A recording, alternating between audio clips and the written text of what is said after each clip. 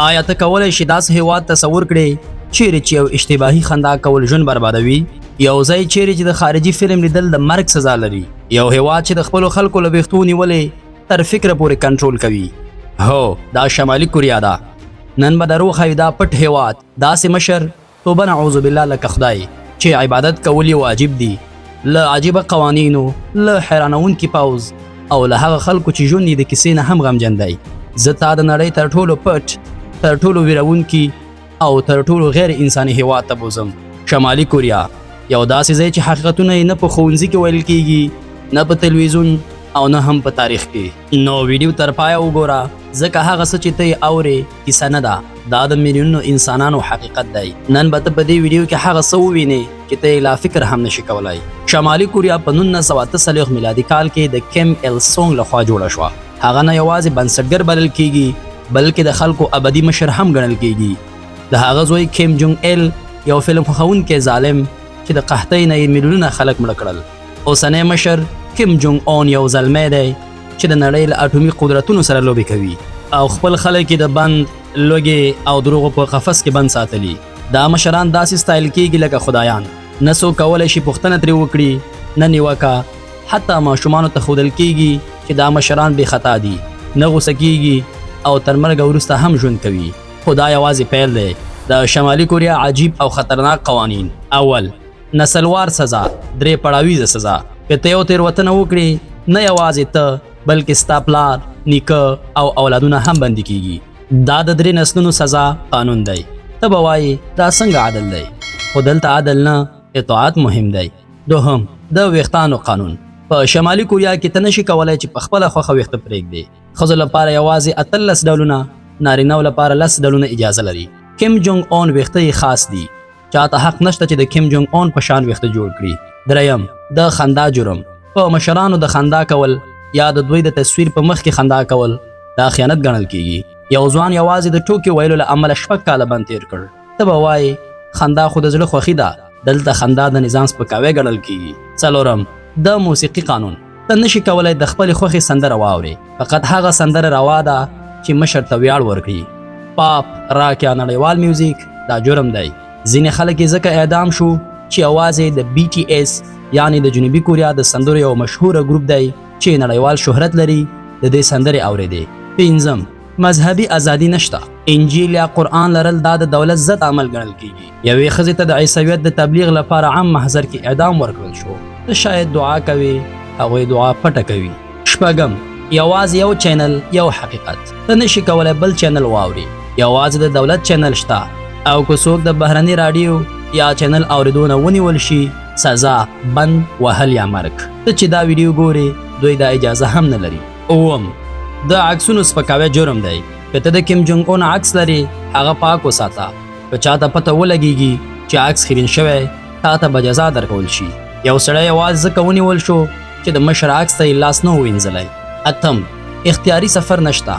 ته نشي وتلی حتی که وږی، مریض یا د خپلوانو لیدو ته تلې.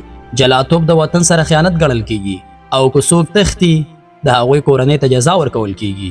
نهم، 10 کاله اجباري پوځ. یو ځوان باید لږ تر لږه 10 کاله پوځ کې پاتې شي. دا د ژوند د ازادۍ بښنه ده. پوځ یوازې روزنه نه بلکې مغزي تسلط دی. لسم، د مشر عبادت کول واجب دي. هلته خدای نه، کیم جونګ اون خدای دی. هر سحر شاګردان باید د هغه مجسمې ته سلام وکړي، او که څوک حاضر نشي، دا نه یوازې جرم بلکې دښمني ده. شاید ته به حیران شي، دا ملت خو په یو لوی زندان کې ښکاري. خو سوال دا دی، ولې یو دولت خپل خلک داسې کنټرولوي او دا پوځ ولې دومره ځواکمن ساتي؟ نو نظر مو حتما په کمنټ کې ولیکئ. اوس راځو د شمالي کوریا پوځ ته.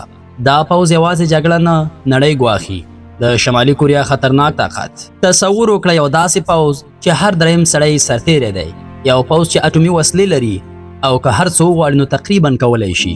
دا د شمالي کوریا پوځ دی. خو دا یوازې د جنګ لپاره نه دی، دا پوځ د ویرې لپاره جوړ شوی. او تا ته به دا پوښتنه پیدا شي، ولې یو غریب، وږی، منځوي هیواد دومره خطرناک پوځ لري؟ نو ته به په دې هم پوه شې، خو لږ صبر وکړه. د شمالي کوریا لوی شمېر پوځیان. د شمالي کوریا پوځ شاوخوا 1.3 میلیونه فعال سرتیري لري. ریزرف ځواک کې تر 6 میلیونو پورې رسیږي. یعنی که ته په پیونګ یانګ ښار کې قدم ووهې، هر دویم کس شاید یو سرتیری وي. آیا تاسو فکر کوئ دا خلک له وطن سره دومره مینه لري یا دا د مجبوریت خدمت دی؟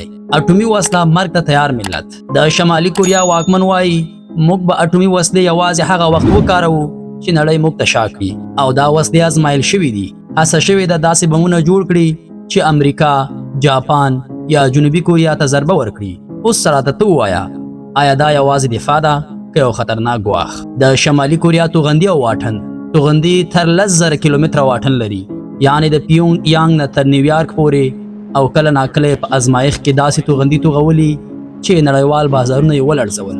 خو دا خبره پټه ده، شمالي کوریا دا ازمایښتونه د خپلو خلکو د ویرولو لپاره هم کاروي، نه یوازې د نړۍ لپاره.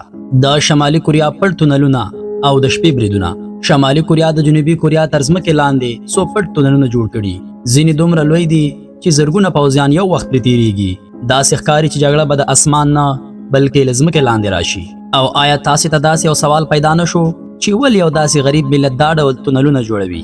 د شمالي کوریا ځانګړی پوځ نږدې 200,000 ځانګړي سرتیري لري، خاص روزنه، خاص لباس، خاص وفاداري. دا پوځ چریکي بریدونه، شپني عملیات او جاسوسۍ کې ماهر دي. سایبري ځواک یا د کیبورډ جنګیالي، هیڅ ډز نه، هیڅ توغندي نه، یوازې یو کمپیوټر. د شمالي کوریا لایزرس ګروپ هیکرانو د امریکا بانکونه، بریتانیا روغتونونه او ګڼ شرکتونه هیک کړي دي. جنگ د وسلې نه اوس د انټرنیټ له لارې روان دی، او شمالي کوریا پکې یو خطرناک لوبغاړی دی. او ته چې دا ویډیو ګورې شاید همدا اوس هم ستا آی پی ادرس ثبت شوی وي، خو مه ویرېږه، هېڅ نشته. ولې هر څه پوځ ته؟ په داسې هېواد کې چې خلک یې وږي وي ولې پوځ دومره قوي دی؟ ځواب یې ساده دی، پوځ د واک ساتلو وسیله ده، او دا پوځ یوازې د بهر دښمن لپاره نه دی، دا پوځ د خپل ولس د کنټرول لپاره هم کاریږي. د شمالي کوریا د مشر شخصي پوځ کیم جونګ اون یوازې یو مشر نه، ځان خدای ګڼي. هغه 80,000 شخصي سرتیري لري چې یوازې هغه ژوند، قدرت او ویرې لپاره روزول شوي. دې ته د دریځ ساتونکي پوځ وایي. یو ملت د یو کس لپاره. پوځ د دفاع لپاره وي، خو کله چې پوځ د ولس پر ضد وکاریږي هغه ملت نور آزاد نه وي بلکې زندان وي. شمالي کوریا یو داسې هېواد دی چې پوځ د خپل واکمن تاج ساتي، نه د ولس ژوند.